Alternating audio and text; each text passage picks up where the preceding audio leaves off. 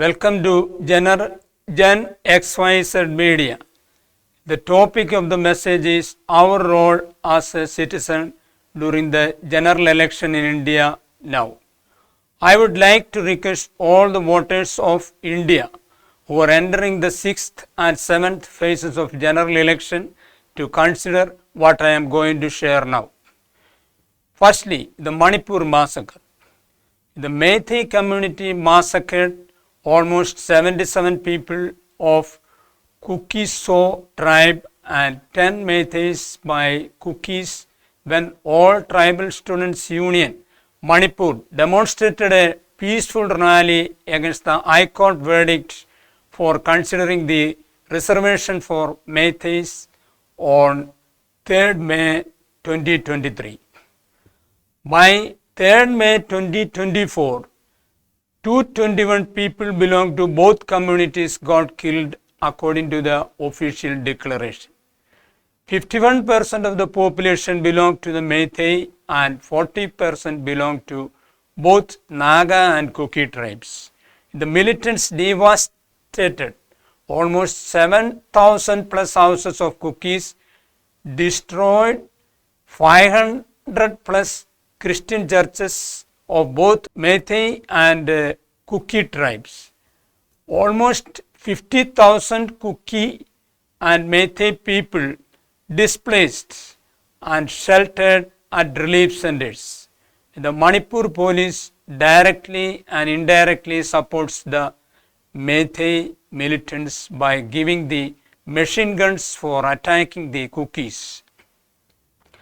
Prime Minister Modi did not willing to give a statement in the parliament or even pay a visit to the affected areas in Manipur. Meanwhile, he was busy in the election campaign for the state assembly in Karnataka. The people of the Manipur took law in their hands and there is no law and order in this state so far. There is complete anarchy going on. In fact, both these people groups safeguard their territories and boundaries even now, though there are police or security forces. On 31st July, the Supreme Court asked the Manipur government to provide complete breakup of around 6,000 FIRs related to the violence in the state. The Supreme Court also expressed shock after learning that it took 14 days for the police to register even a zero FIR in the case of 2 women being paraded naked by a mob and were assaulted sexually in public. During the hearing on 1st August, the Supreme Court called the police investigation as tardy and said that the state underwent absolute breakdown of the constitutional machinery. On 7th August 2023, the Supreme Court took suo motu cognizance and formed a committee under the leadership of Justice Geeta Mittal, former Chief Justice of J&K High Court, to look into relief and rehabilitation measures. Dear voters in India, if the central government has the will, the atrocities can be stopped within few hours in this state. Secondly, the tampering of EVM machines. As India is going through general elections now, there were widespread allegations by political parties that the EVMs were tampered and the software installed can be programmed according to the expectation of the ruling BJP government, though Supreme Court denied the allegations. The Election Commission of India members were appointed by the President of India by avoiding the Chief Justice of the Supreme Court from the selection committee.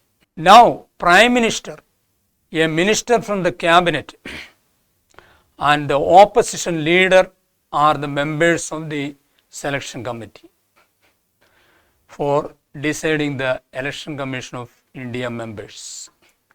The Election Commission of India had given the data of voters percentage of 66.14% for the phase 1, which was held on 19th April, and 66.71% for the phase 2 on 26th April, published on 30th April after 11 and 4 days respectively.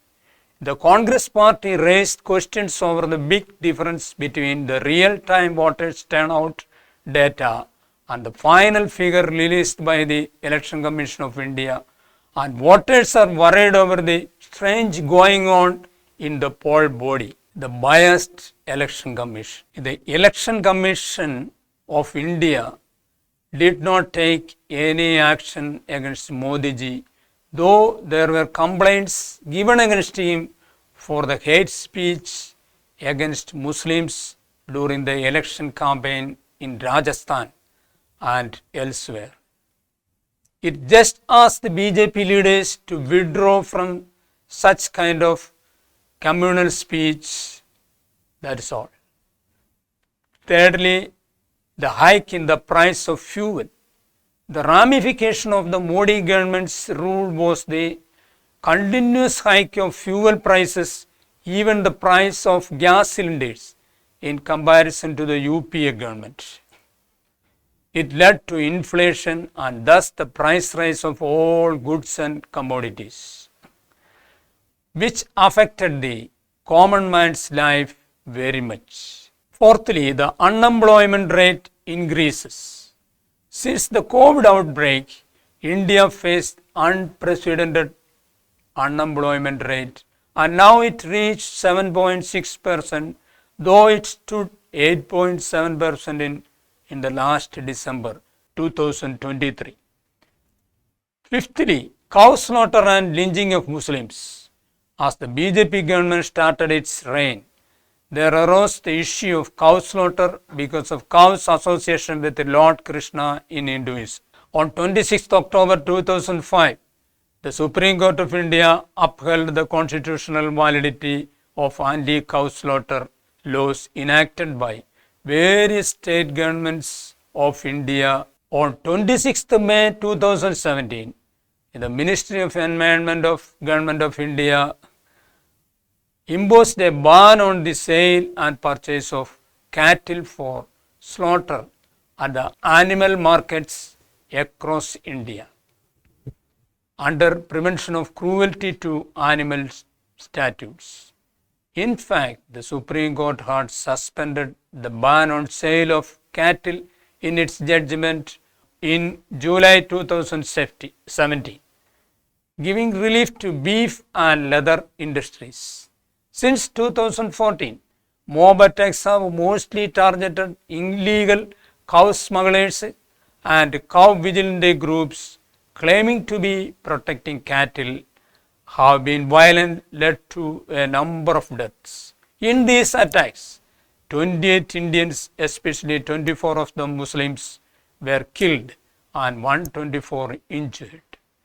In the light of these facts, the Hindutva BJP government, which presently rules India, should be overthrown by the people of India through their valuable votes. We have to give an apt reply to these fanatics who stand for corporates like Ambani and Adani groups.